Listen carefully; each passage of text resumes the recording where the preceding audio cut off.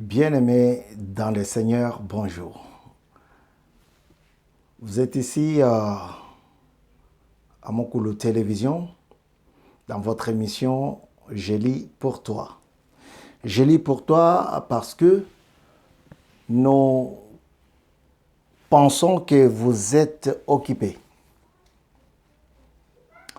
et que nous nous chargeons pour faire la lecture à votre place. Mais cependant, quand vous serez libre, continuez la lecture.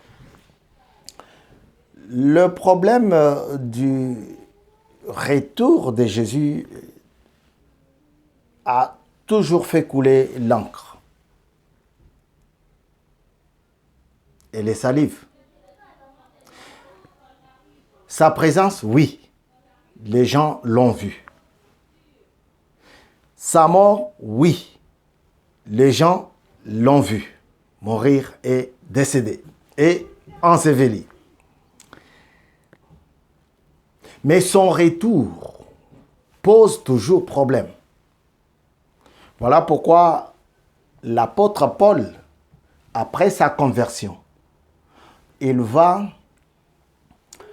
se permettre, comme je l'ai fait aujourd'hui pour la lecture, et lui, il s'est permis de prendre ce que Dieu lui communiquait et l'envoyer au peuple de Dieu, au peuple de Corinthe, qui est situé en Turquie actuelle. Là-bas, Paul intervient pour parler du retour effectif de Dieu. Le retour de Jésus-Christ. La lettre, il l'a envoyée d'abord, puisqu'il en a envoyé deux, à cette église, pas de Corinthe, mais des Thessaloniques, les Thessaloniciens. Il a envoyé la première lettre,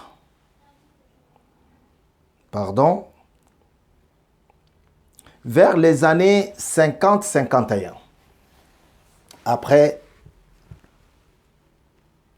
que Jésus soit parti.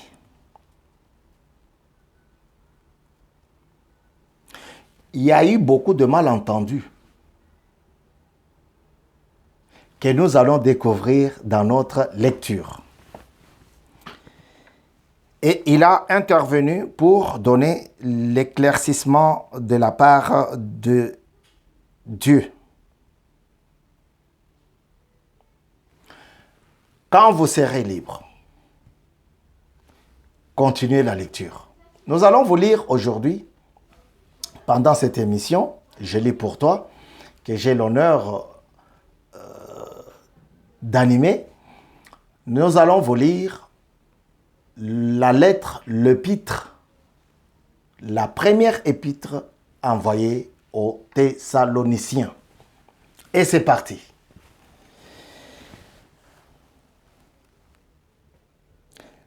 Salutations et louanges de la part de Paul, Sylvain, Timothée, à l'église des Thessaloniciens, qui est en Dieu le Père et dans le Seigneur Jésus-Christ. Que la grâce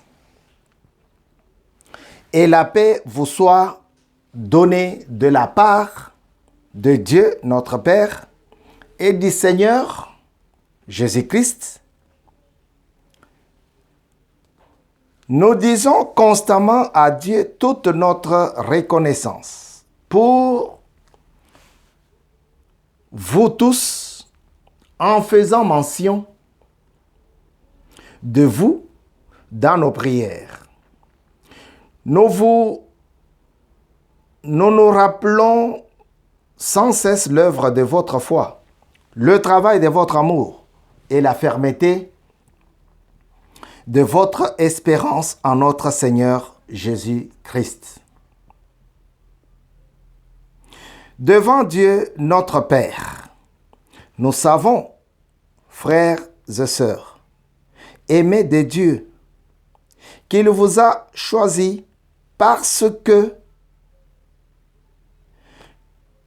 notre évangile ne vous a pas été prêché en parole seulement, mais avec puissance, avec l'Esprit Saint et avec une pleine conviction.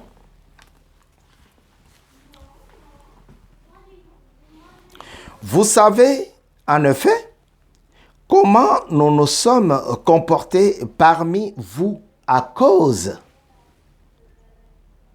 de vous. Vous-même, vous êtes devenus nos imitateurs et ceux du Seigneur en accueillant la parole au milieu des grandes difficultés avec la joie du Saint-Esprit. Ainsi, vous êtes devenus un modèle pour tous les croyants de la Macédoine et de l'Achaïe. En effet, non seulement la parole du Seigneur a retenti depuis chez vous, en Macédoine et en Achaïe, mais c'est aussi partout que votre foi en Dieu s'est fait connaître, de sorte que nous n'avons pas besoin d'en parler. De fait, on raconte à notre sujet quel accueil nous avons auprès de vous et comment vous vous êtes toujours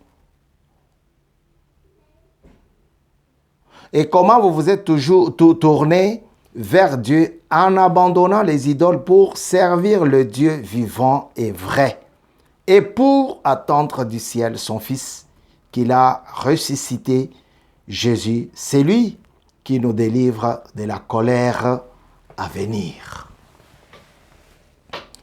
Deuxième chapitre, il y en a 5 chapitres que nous allons lire.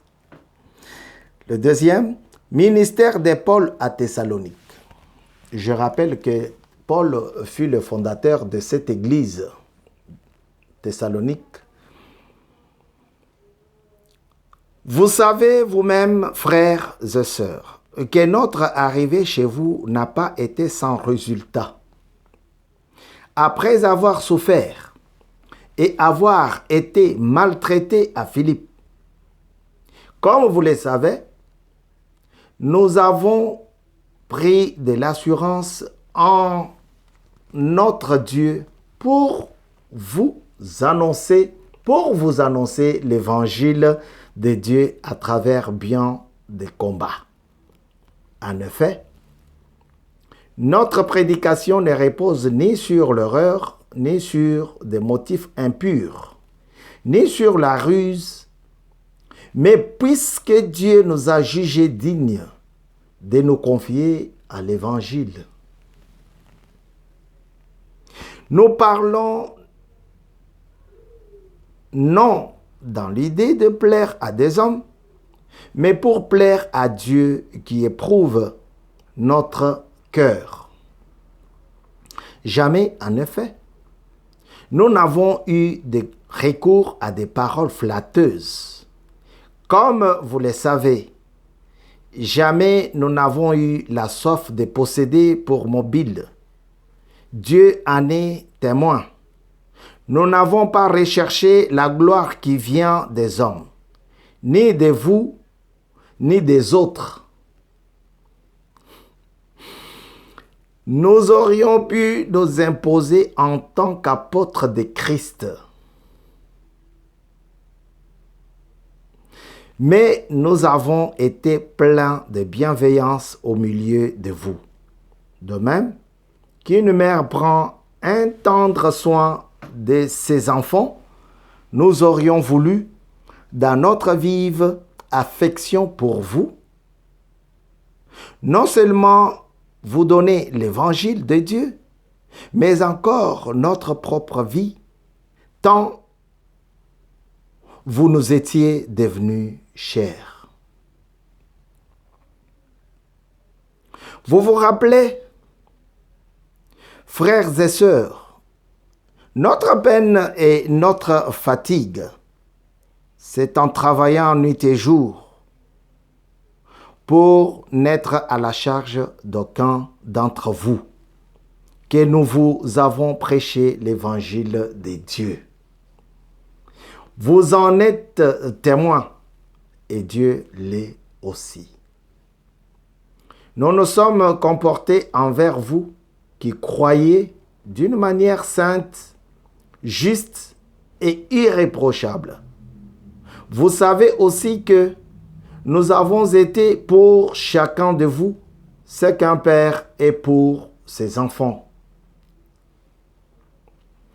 Nous vous avons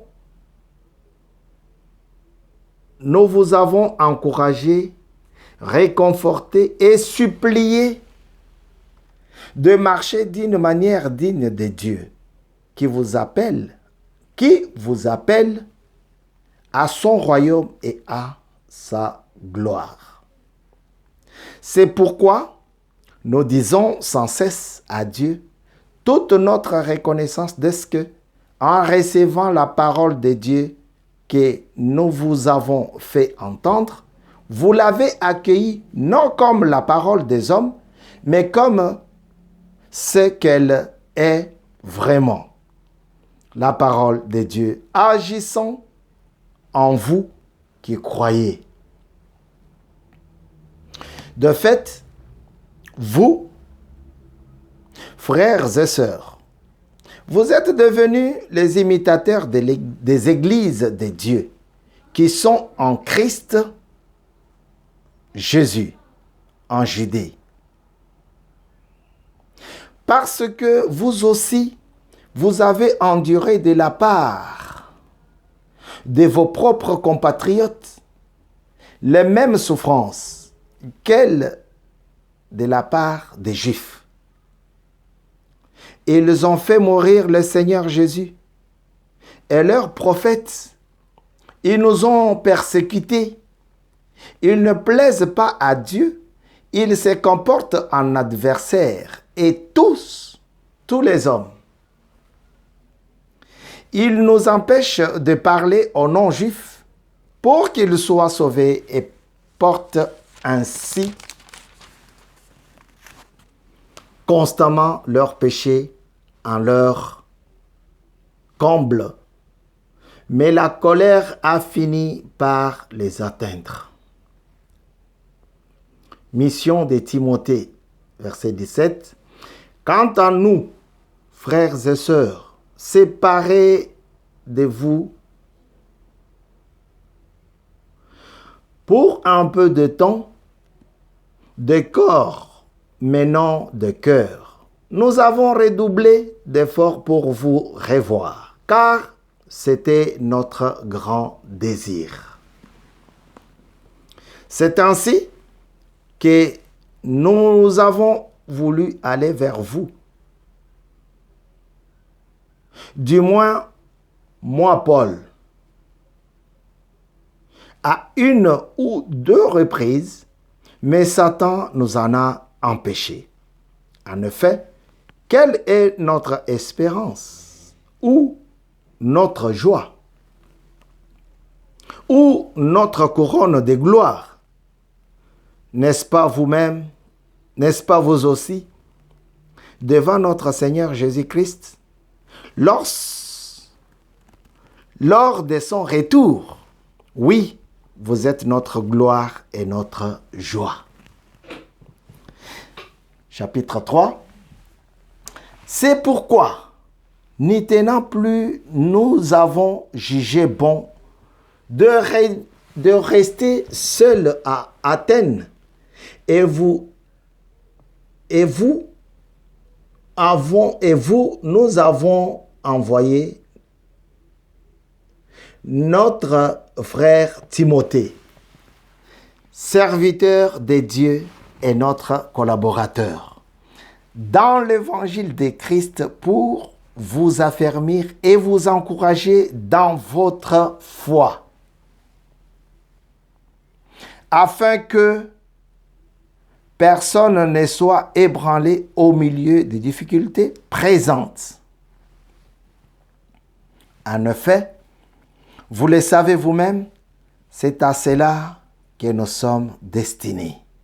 De même, lorsque nous étions chez vous, nous vous annoncions d'avance que nous allions connaître la persécution. Et c'est ce qui est arrivé. Comme vous le savez. Voilà pourquoi, n'y tenant plus, je l'ai envoyé pour m'informer de votre foi. Dans la crainte que le tentateur ne vous ait tenté et que nous n'ayons travaillé pour rien. Que nous n'ayons travaillé en vain, d'autres versions. Mais Timothée vient de nous arriver de chez vous. Il nous a donné des bonnes nouvelles de votre foi et de votre amour. Il nous a dit que vous avez toujours de nous un bon souvenir et que vous désirez nous revoir autant que nous le désirons aussi. C'est pourquoi, frères et sœurs, dans nos angoisses et nos épreuves, nous avons été encouragés à votre sujet par votre foi.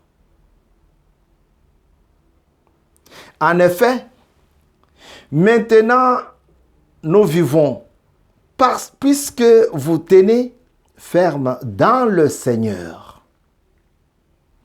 Comment exprimer en retour toute notre reconnaissance à Dieu à votre sujet pour toute la joie que nous éprouvons à cause de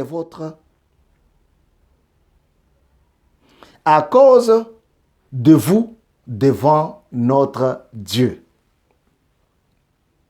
Nuit et jour, nous les prions avec beaucoup d'insistance de nous permettre de nous revoir et de compléter ce qui manque à votre foi.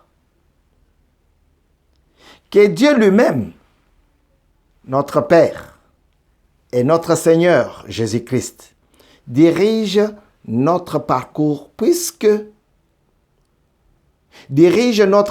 jusque chez vous. Que le Seigneur fasse grandir et déborder l'amour que vous avez les uns pour les autres et pour tous les hommes. À l'exemple de celui que nous avons pour vous. Qu'il affermisse ainsi votre cœur pour qu'il soit irréprochable. Dans la sainteté, devant Dieu notre Père. Lors du retour de notre Seigneur Jésus-Christ, avec tous ses saints. Chapitre 4, l'avant-dernier. Appel à la sainteté. Maintenant donc, frères et sœurs, vous avez appris de nous comment vous devez vous conduire et plaire à Dieu. Et c'est ce que vous faites. De même, nous vous le demandons et nous vous y encourageons. Dans le Seigneur Jésus-Christ, progressez encore. Vous savez en effet quelle instruction nous vous avons donnée de la part du Seigneur Jésus. Ce que Dieu veut, c'est votre progression dans la sainteté. C'est ce que vous faites. C'est que vous vous absteniez de l'immoralité sexuelle. Et c'est que chacun de vous sache garder son corps dans la consécration et la dignité sans le livrer à la passion du désir comme les membres des autres peuples qui ne connaissent pas Dieu. Ce que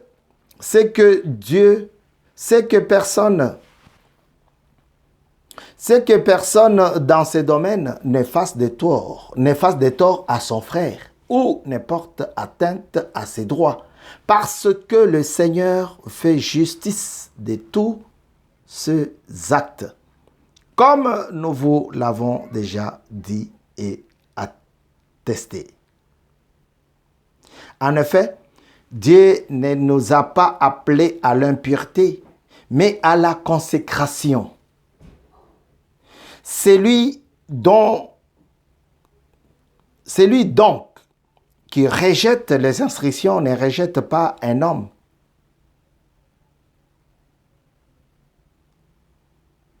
Mais Dieu qui vous a aussi donné son Saint-Esprit.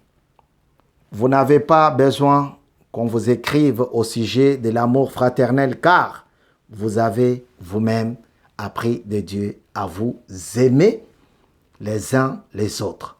Et c'est aussi ce que vous faites envers tous les frères et sœurs dans la Macédoine entière. Mais nous vous encourageons, frères et sœurs, à progresser encore, à vous efforcer de vivre en paix, à vous occuper de vos propres affaires et à travailler de vos mains, comme nous l'avons recommandé. Ainsi, votre conduite sera honorable aux yeux des gens de l'extérieur et vous ne serez dépendant de personne. Résurrection des croyants et retour du Seigneur. Nous ne voulons pas, frères et sœurs, que vous soyez dans l'ignorance au sujet de ceux qui sont morts, afin que vous ne soyez pas dans la tristesse comme les autres qui n'ont pas d'espérance. En effet, si nous croyons que Jésus est mort et qu'il est ressuscité, nous croyons aussi que Dieu ramènera par Jésus-Christ et après lui ceux qui sont morts. Voici ce que nous vous déclarons d'après la parole du Seigneur. Nous les vivants, restez pour retour du Seigneur. Nous ne devancerons pas ceux qui sont morts. En effet, le Seigneur lui-même a un signal donné à la voix d'un archange et au son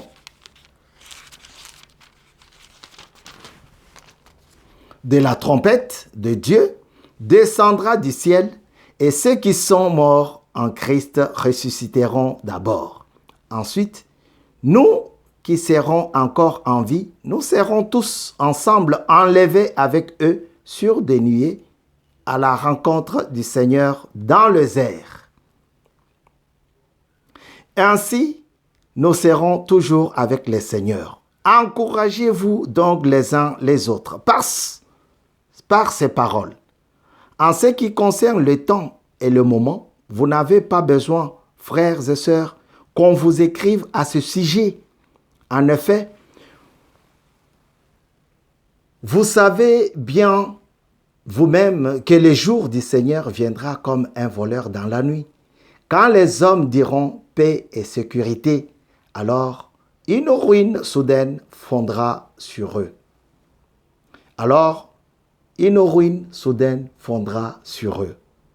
Comme les douleurs sur la femme enceinte, ils n'y échapperont pas.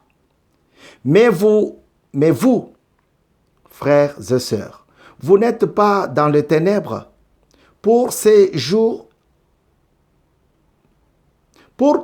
vous surprennent comme un voleur. Vous êtes tous des enfants de la lumière et des enfants du jour.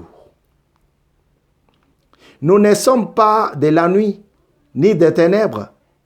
Ne dormons donc pas comme les autres, mais réveillons-nous et soyons sobres.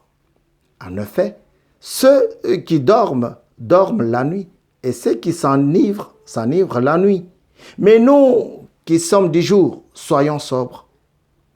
Enfilons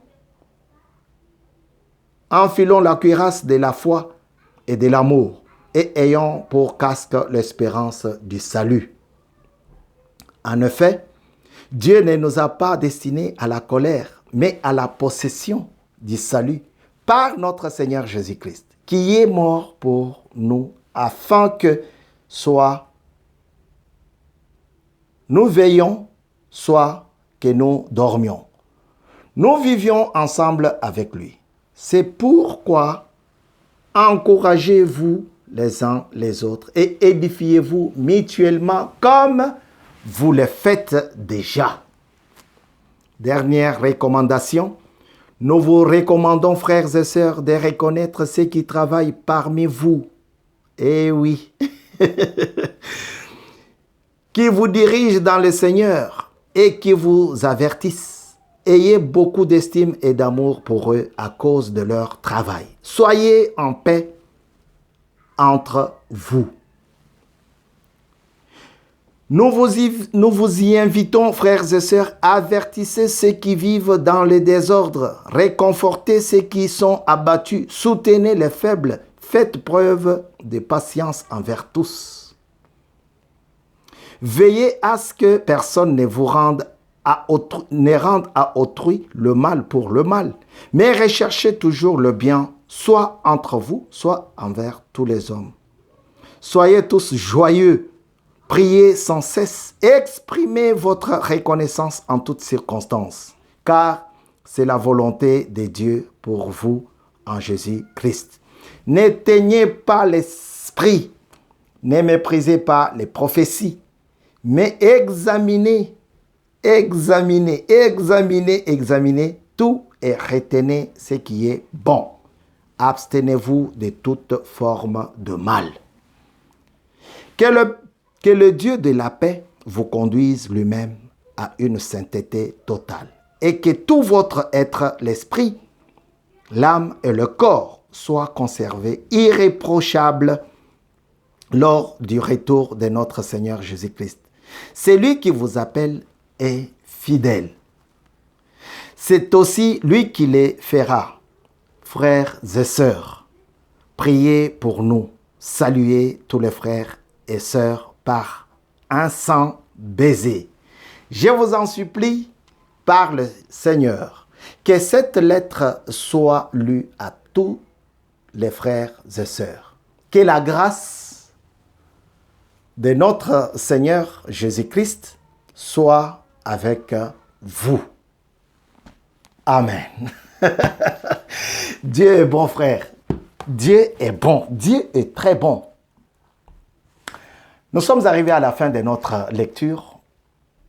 Vous avez entendu. Soyez des imitateurs de Dieu et non de vos pasteurs. Paul n'a pas dit que soyez seulement mes imitateurs. Non. Regardez ce qui est bon, ce qu'ils font de bon. Copiez. Soyez leurs imitateurs. Soyez humblement, tout en votre... dans toute l'entièreté, dans toute la globalité, soyez les imitateurs de Christ. C'est dans une église locale que ça se passe. Les gens ne savent pas qu'est-ce qu'il faudrait faire pour le retour de Jésus. Voilà pourquoi on les a prêchés. Vous êtes sur Moko de télévision dans votre émission « Je lis pour toi ». Quand tu auras fini, reprends la lecture. Puisque là, nous avons lu toute l'épître, la première épître de Paul aux Thessaloniciens. Que le Seigneur vous bénisse et qu'il vous rende beaucoup de joie.